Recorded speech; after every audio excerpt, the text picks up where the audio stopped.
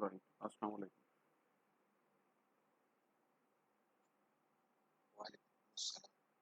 Okay. So today we will be discussing the torque equation of a DC motor. Before getting into detail, सबसे पहले मुझे ये बताएं कि टॉर्क कहते किसको हैं?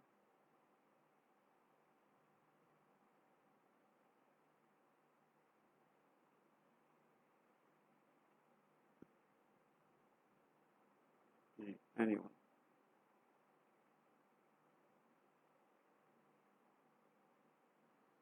Okay. Now, for those who don't know what is torque, this is basically the turning or twisting force acting on a body about an axis. इसका मतलब क्या है कि देखें जिस तरह आप सबको आवाज़ आ रही है? सर आवाज क्लियर अभी आवाज़ आ रही है? है सर। अच्छा, अब देखें जिस तरह आपके पास कोई भी बोल्ट होता है, ठीक है, जो नट एंड बोल्ट हम कहते हैं, तो उसको जब आप किसी पानी के साथ खोलते हैं और उसको रोटेट करते हैं, तो वो जो फोर्स आपको चाहिए होती है, तो जो कि एक पर्टिकुलर बॉडी के अराउंड मूव करती है, उसको हम टॉर्क कहते हैं। ठीक हो गया?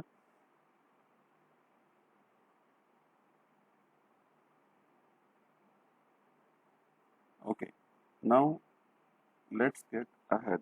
टॉर्क को हम डिनोट करते हैं टॉ के साथ। टी को थोड़ा सा टेढ़ा कर देते हैं और इससे हम इसको डिनोट करते हैं, और इसका यूनिट जो है न्यूटन मीटर होता है। ठीक हो गया? अब हम ये देखते हैं कि हमारे पास टॉर्क को मशीन में हम पढ़ते क्यों हैं। Why do we study torque in machine and why torque is necessary for machines? यहाँ तक क्लियर है? अच्छा, बेसिकली इसको हम मशीन्स में इसलिए अप्लाई करते हैं कि it is a quantitative measure of tendency of force to cause the rotational motion in a machine. इसका मतलब क्या है? इसका मतलब ये है कि लेट अस से आपके पास एक छोटी खिलौने वाली मोटर है, जो बहुत छोटी होती है, जो कि खिलौनों में लगी होती है, करेक्ट?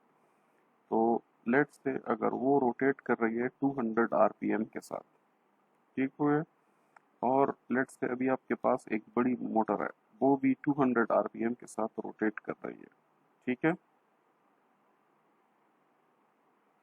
तो दोनों के पावर में क्या फ़र्क होगी? लाइक इसकी रोटेटिंग मूवमेंट की जो पावर है, उसमें क्या फ़र्क होगा? तो उस चीज़ को मेजर करने के लिए हम टॉर्क इस्तेमाल करते हैं।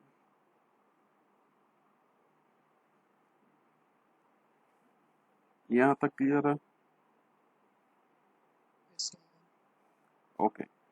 अब एक चीज़ हमेशा याद रखें कि torque of a motor is highly dependent upon construction and operational parameters. इसका मतलब क्या है? इसका मतलब ये है कि जो टॉर्क जो मोटर में डेवलप होता है, वो मोटर के जिस तरीके से आपने बनाई हुई है, मतलब उसके जो डिज़ाइन पैरामीटर्स हैं, ठीक है, कि मतलब उसमें आर्मेचर में जो वायर है उसकी क्या गेज है, उसकी आर्मेचर में डेवलप्ड वोल्टेज क्या है, उसका बैक ईएमएफ क्या है, उसको आप कितना करंट दे रहे हैं, तो ये सारी डिज़ाइन फीचर्स है, कंस्ट्रक्शनल फीचर्स हैं, ठीक है? तो इस पे एक टॉर्क डिपेंड करती है, और एक आप किस किस्म की उसको ऑपरेशनल फीचर्स अप्लाई कर रहे हैं, उस पर टॉर्क हाईली डिपेंडेंट है, ठीक है? तो अब हम चलते हैं कि टॉर्क को हम डिराइव कैसे करते हैं एक डीसी मशीन के लिए। तो मैं साथ साथ में बताता जाता हूँ, एंड आई होप कि आप साथ साथ में लिखते भी जा रहे हैं। अब डेरिवेशन के लिए हम I/P को इनपुट पावर कहेंगे, और ये एक इलेक्ट्रिकल पावर है। क्यों इलेक्ट्रिकल पावर है इनपुट पावर? क्योंकि मशीन को हम इलेक्ट्रिकल पावर देते हैं और आउटपुट में वो हमें मैकेनिकल पावर देता है, ऐसे ही है, ठीक है? तो इनपुट जो पावर है हमारे पास जो कि इलेक्ट्रिकल है, उसको हम IP से डिनोट करेंगे, और आउटपुट पावर को हम OP से डिनोट करेंगे। तो इसका मतलब है जो हमारे पास Pin है, जो कि इलेक्ट्रिकल पावर है इनपुट, और P आउट है उसको हम, जो कि मैकेनिकल पावर है, that is our OP for this derivation, ठीक है? तो Pin P आउट या I/P OP, इसको हम इंटरचेंजेबली यूज़ करेंगे, तो आपने इसमें गलत नहीं होना। जब आउटपुट आएगा तो that automatically you should know कि इट इज पी आउट, और जब इनपुट आएगा so that you automatically you should know that this is about input power which is electrical. ठीक हो गया।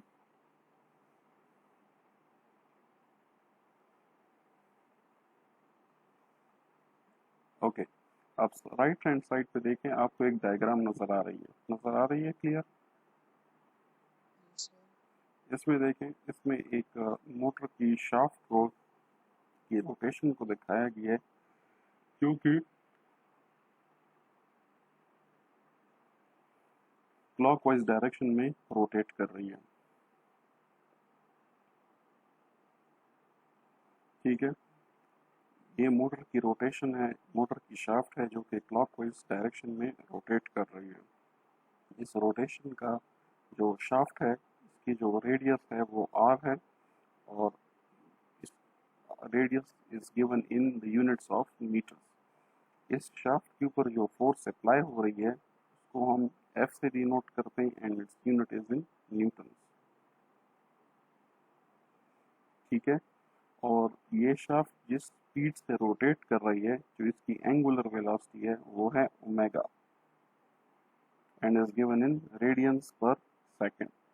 तो यहाँ पे भी यही लिखा हुआ है, assume a motor is running in clockwise direction, the angular velocity of shaft denoted by omega and its unit is radians per second। now मुझे ये बताएं कि ओमेगा किसके बराबर होता है?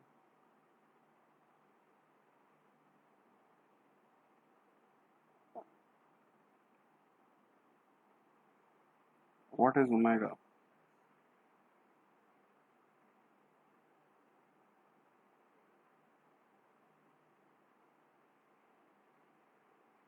आपको आवाज आ रही है? जी, तो अब मुझे ये बताएं कि ओमेगा किसको कहते हैं? ओमेगा एंगुलर वेलोसिटी है, और इसका जो इसको मैथमेटिकली जो हम लिखते हैं, ठीक है, कि मतलब ये किसके बराबर होता है, दैट इज 2 पाई एफ।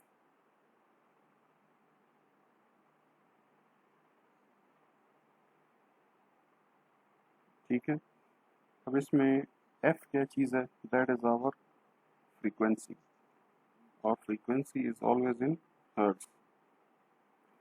अच्छा, अब फ्रीक्वेंसी और टाइम पीरियड में आपस में क्या रिलेशनशिप है?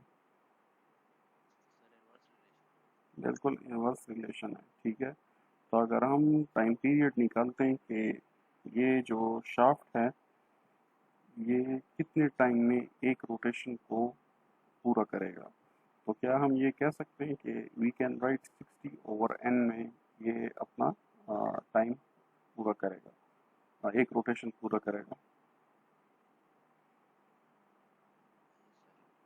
ठीक है, तो जब हम 60/n में कह सकते हैं कि ये पूरा करेगा, तो अगर हम इससे, आपने खुद कहा है कि फ्रीक्वेंसी और टाइम पीरियड एक दूसरे में ऑपोजिट रिलेशनशिप है, और हमें पता है कि f is equal to 1/t, ऐसा ही है। तो टाइम पीरियड की जो वैल्यू है 60/n, ये हम f में, सॉरी t में पुट कर दें, तो हमारे पास f की क्या वैल्यू आएगी, ये देखें, इस इक्वेशन में मैंने पुट कर दी है 1/t, t की वैल्यू, तो 1/60/n हो गई, तो फ्रीक्वेंसी मेरे पास क्या आ जाएगी, n/60। ठीक हो गया। अब हमारे पास ओमेगा किसके बराबर था, 2 पाई एफ के बराबर था। एफ की वैल्यू ओमेगा में पुट करें तो आपके पास क्या आएगी, 2 पाई n/60। यहाँ तक सबको क्लियर है? ओके, अब मुझे ये बताएं कि टॉर्क को मैथमेटिकली हम कैसे लिखते हैं?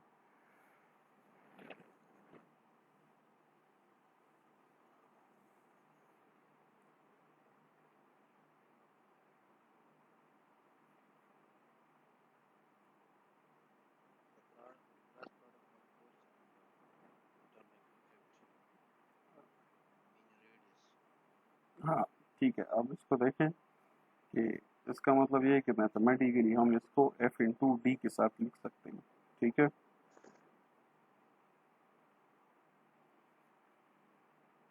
करेक्ट। अब मैंने आपको यहाँ पे क्या बताया था कि यहाँ पे हमारा रोटर जो है, जो शाफ्ट है, वो अ, वो क्या चीज़ कवर कर रहा है, उसमें तो रेडियस है ना, ठीक है, वो स्ट्रेट लाइन में तो मूव नहीं कर रहा, ठीक है, तो हम उसका जो रेडियस है वो हम यहाँ पे टॉर्क में डाल देंगे, ठीक है। लेकिन आपने ये भी याद रखना है कि हमारे पास जो उसका जो रेडियस का जो वो मूवमेंट कर रहा है, तो वो एक सर्कुलर डायरेक्शन में मूवमेंट कर रहा है। तो सर्कुलर डायरेक्शन किसके बराबर है सर्कल में? सरकमफ्रेंस के बराबर हो सकता है कि नहीं बराबर हो सकता? ठीक है। और सरकमफ्रेंस ऑफ अ सर्कल को हम किस से मैथमेटिकली कैसे लिखते हैं? 2 पाई r से। Very good. तो ये देखें, ये जो इक्वेशन थी torque is equal to F into D, तो डिस्टेंस में मैंने F into 2 pi r put कर दिया।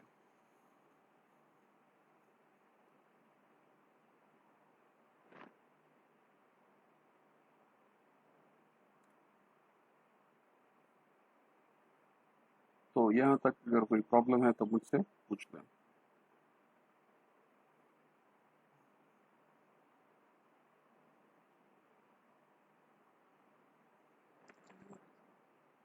क्या चीज़?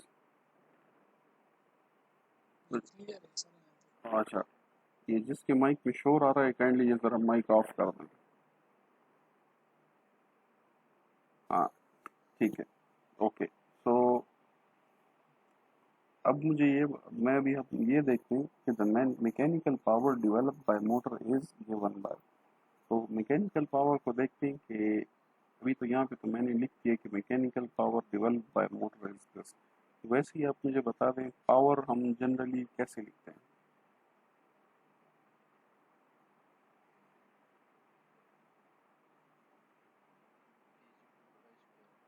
नहीं, ये वाला पावर नहीं, नॉर्मल जो हम पावर लिखते हैं फिजिक्स में।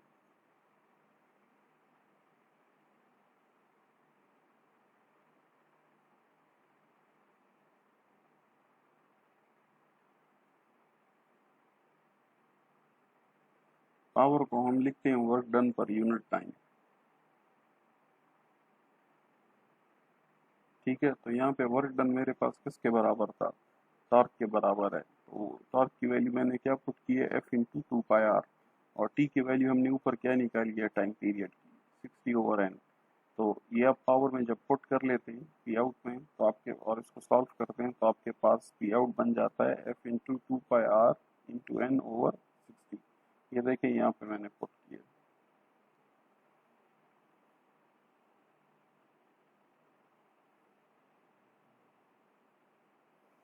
अब ऊपर जाके देखते हैं कि हमारे पास इक्वेशन 1 क्या कहती है। ये इक्वेशन आपको याद है?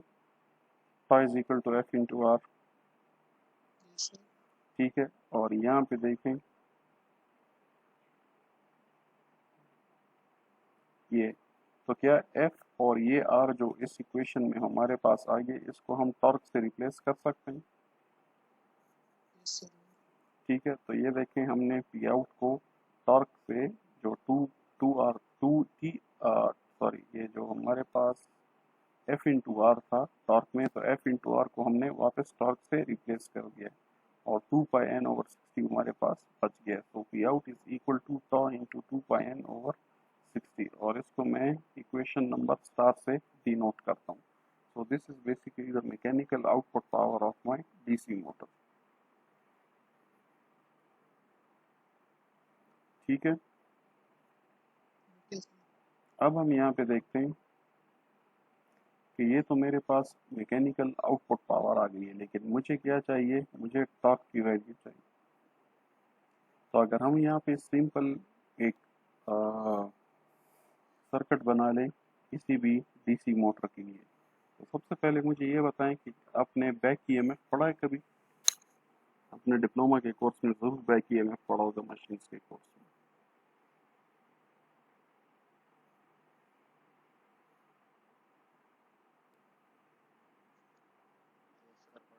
अच्छा, तो वो बैक ईएमएफ किस चीज़ को कहते हैं?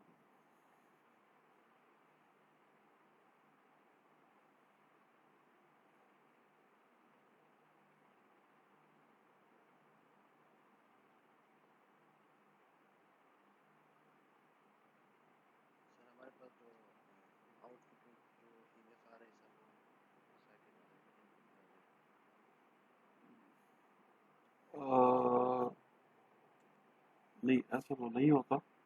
बैक ईएमएफ अगर और कोई इसको बता सकता है।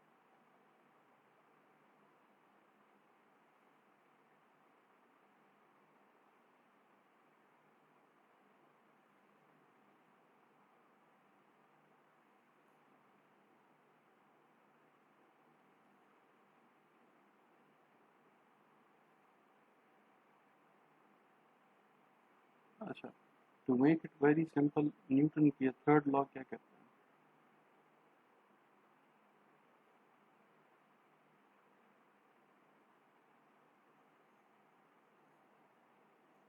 जी, what is the third law of Newton?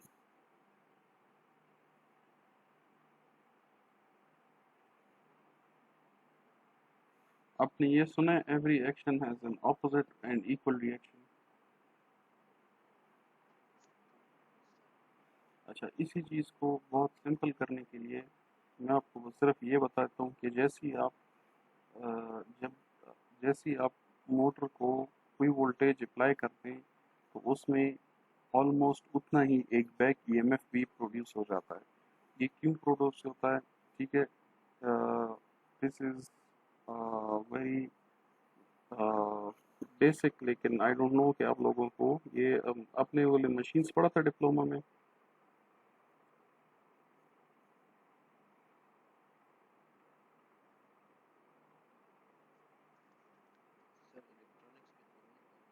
अच्छा, चलें ठीक, चलो ठीक है, ओके। तो इसको सबसे आसान करने के लिए मैं आपको बताता हूँ। तो न्यूटन का थर्ड लॉ कहता है कि every action has an opposite and equal reaction. ठीक है, तो मशीन्स में याद रखें कि जब भी आप एक वोल्टेज अप्लाई करते हैं तो उसी को इस लॉ को बरकरार रखने के लिए, अगर हम इसको सिंपल कहें तो आपके पास एक बैक ईएमएफ भी प्रोड्यूस होती है। ठीक है, जो उस वोल्टेज को अपोज करती है। तो उस वोल्टेज को हम बैक ईएमएफ कहते हैं और ये आपके पास आर्मेचर में प्रोड्यूस होती है। ठीक हो गया? जैसे अब अगर हम यहाँ पे मशीन का ये सर्किट डायग्राम बनाते हैं बहुत सिंपल, तो ये देखिए वीटी मेरे पास वो वोल्टेज शो कर रही है जो कि मैंने टर्मिनल में अप्लाई की है। ठीक है, जो हम मशीन को अप्लाई करते हैं जो 12 या 24 वोल्ट होते हैं। ठीक है, तो जो तार में मेरे पास करंट फ्लो होगा तो वो उसको हम आईटी के साथ डिनोट करते हैं। अब वो करंट मशीन के अंदर जाके डिवाइड हो जाता है। ठीक है, क्योंकि वो आर्मेचर में चला जाता है। ठीक हो गया? तो ये मेरे पास आर्मेचर का करंट है और ये वो बैक ईएमएफ है जो कि प्रोड्यूस हो गया है। तो किरचॉफ्स वोल्टेज लॉ क्या कहती है?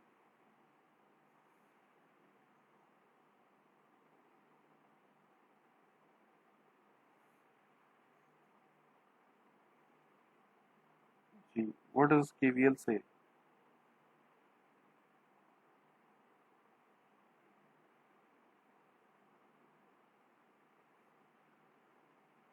आपको आवाज आ रही है?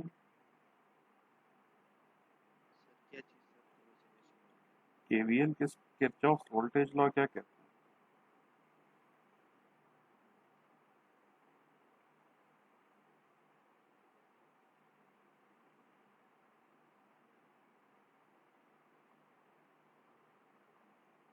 हेलो, आपको आवाज आ रही है?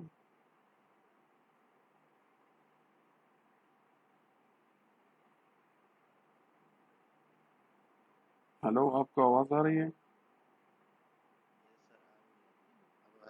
किरचॉफ्स वोल्टेज लॉ क्या कहता है?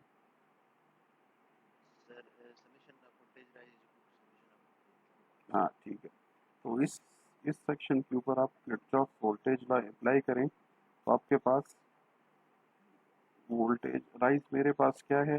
We T. ठीक है, ये लेफ्ट हैंड साइड पे आ गया है। वोल्टेज ड्रॉप हमारे पास कौन सा है? बैक ईएमएफ और आई ए इंटू आर ए।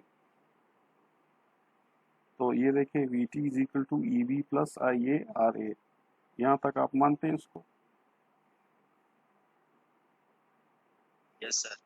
ठीक है, तो अगर मैं E V I A R ए को लेफ्ट हैंड साइड पे ले जाऊं तो ये वी टी के बराबर होंगे।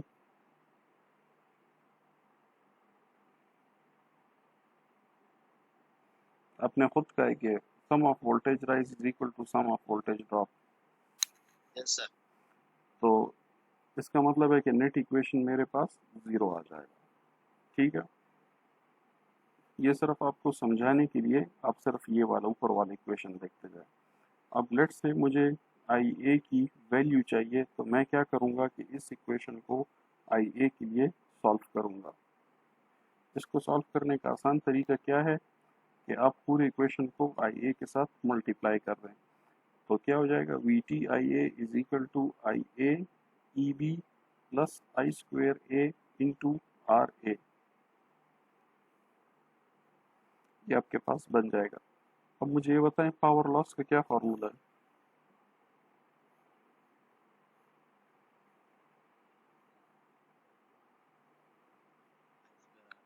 आई स्क्वेयर आर, तो ये आई ए स्क्वेयर आर ए, आपके पास आई स्क्वेयर आर है कि नहीं है, ये मुझे बताएं। Yes sir. ठीक है, तो ये हमारे पास पावर लॉस हो गई है। तो इस पावर, ये तो वैसे भी लॉस होनी है, इसको हम नहीं बचा सकते। तो क्या हम ये कह सकते हैं कि हमारे पास ई टी आई ए बराबर है ई बी आई ए के, क्योंकि इसको हमने ज़ीरो कंसिडर कर दिया, because this is the power loss.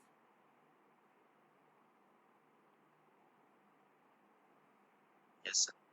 अच्छा, अब किसी सर्किट में जब आप वोल्ट पावर कैलकुलेट करते हैं तो वो आप किस फॉर्मूले से करते हैं।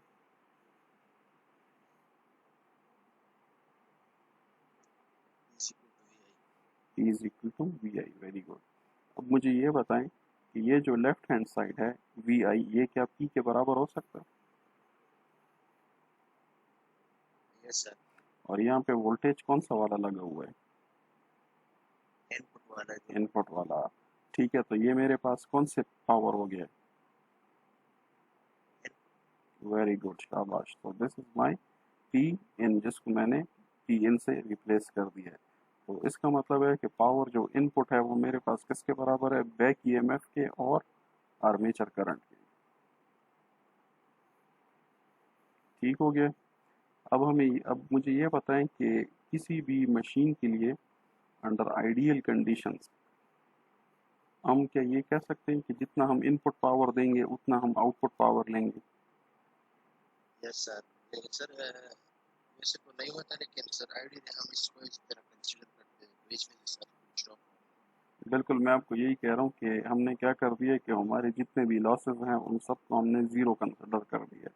तो अंडर आइडियल यस। कंडीशंस हमारे पास इनपुट पावर जो है वो आउटपुट पावर के बराबर हो जाएगी। ठीक हो गया। तो हमारे पास इक्वेशन स्टार कौन सा था, ये हमारे पास इक्वेशन स्टार है। ठीक है, और हमारे पास इक्वेशन बी कौन सी हो गई है, ये हमारे पास इक्वेशन बी हो गई है। तो दोनों का अगर हम आपस में इसकी वैल्यूज पुट कर दें तो पी इन मेरे पास इसके बराबर है और पी आउट मेरे पास इसके बराबर है। ठीक है, इसको टॉर्क के लिए सॉल्व करें तो आपके पास टी टॉर्क अपनी जगह पे रह जाता है, E B I A 60 divided by 2 pi N, ये आपके पास रह जाता है।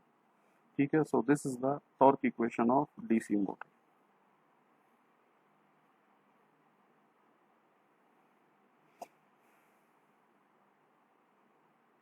So is this clear? Yes sir. अच्छा, नाउ अब मुझे ये बताएं कि आज आपका कोई क्विज है। नो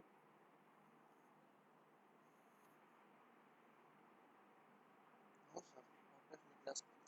वो आपने दे दिया था, सबमिट करवा दिया था। Yes yes sir. Okay, so और आज आप लोगों की कोई असाइनमेंट ड्यू है। No sir. Okay, so your due assignment today is कि हमारे पास टॉर्क जो है वो इसके बराबर आपको आ गया है, torque is equal to 60 E B I A over 2 pi N.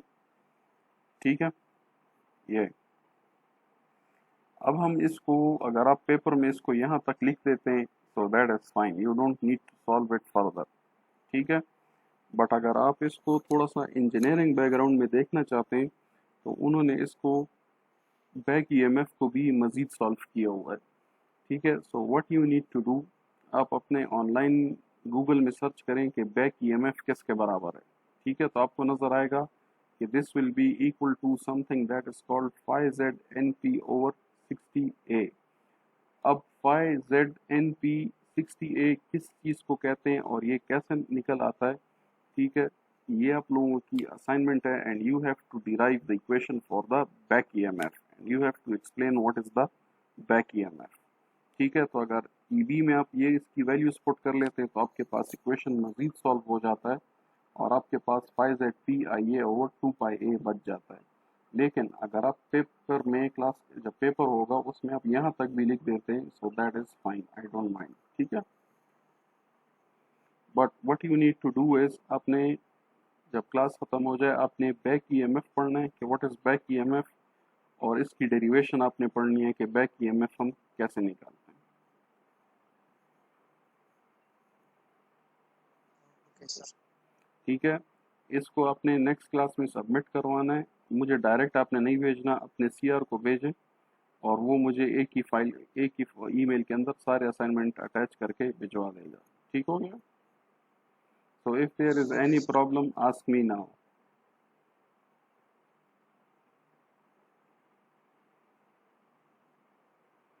No problem, okay. So just wait और आज की हम अटेंडेंस लगा लेते हैं, जिस जिसकी अटेंडेंस लगती जाती है वो जा सकता है, ठीक है।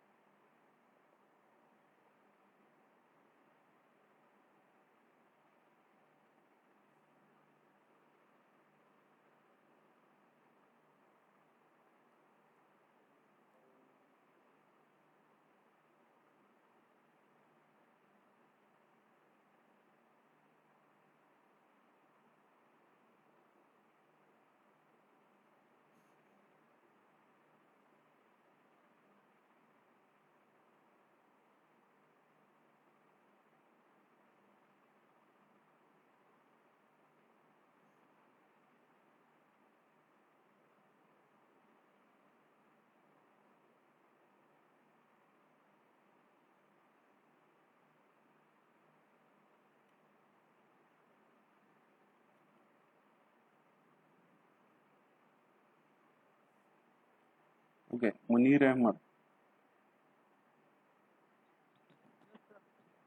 Okay.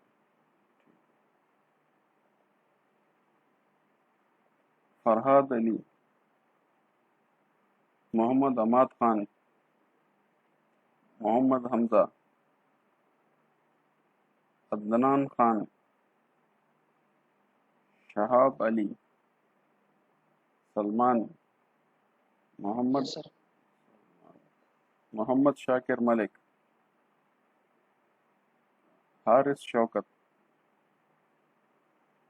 Mohammad Tayyab, Mohammad Tufail, yes sir.